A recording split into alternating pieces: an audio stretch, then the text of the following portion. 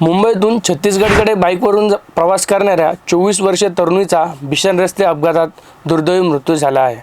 रिद्धी ठक्कर असे मृत तरुणीचे नाव असून ती मुंबईतील बोरिवली परिसरातील रहिवासी होती।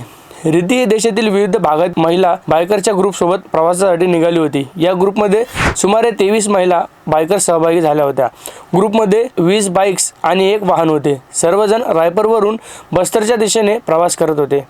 मिळालेल्या माहितीनुसार 12 ऑगस्ट 2026 रोजी सकाळी 6:30 वाजेच्या सुमारास छत्तीसगडमधील धमतरी जिल्ह्यातील मार्कटोला घाटाजवळ राष्ट्रीय महामार्ग क्रमांक 30 वर भीषण अपघात झाला। प्रवासादरम्यान एका अज्ञात ट्रकने रिद्धीच्या बाईकला जोरदार धडक दिली। घटनेनंतर ट्रक चालक घटनास्थळावरून फरार झाला। अपघातात रिद्धी गंभीर जखमी झाली। तिच्यासोबत असलेल्या सहकाऱ्यांनी तातडीने मदत करत तिला जवळच्या रुग्णालयात उपचारासाठी दाखल केले।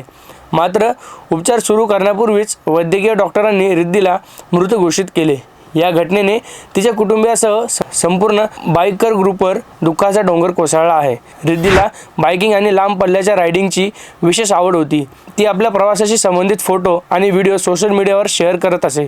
तिच्या अचानक झालेल्या मृत्यूची बातमी आल्यानंतर बाईकिंग कम्युनिटीकडूनही हळहळ व्यक्त करण्यात आली आहे। अपघातानंतर पोलिसांनी घटनास्थळी तपास सुरू केला आहे। अजून फरार झालेल्या ट्रक चालकाचा शोध घेतला आहे। नेमकं अपघात कसा झाला आणि ट्रक चालक कोण होता याबाबत पोलिसांकडून अधिक तपास सुरू आहे। रस्त्यावरचा प्रवास करताना एका छोट्याशा चुकीची किंमत किती मोठी ठरू शकते याची जाणीव करून देणारी ही दुर्दैवी घटना होती। रिद्धी ठक्कर यांच्या कुटुंबियांच्या दुःखात आम्ही सहभागी आहोत।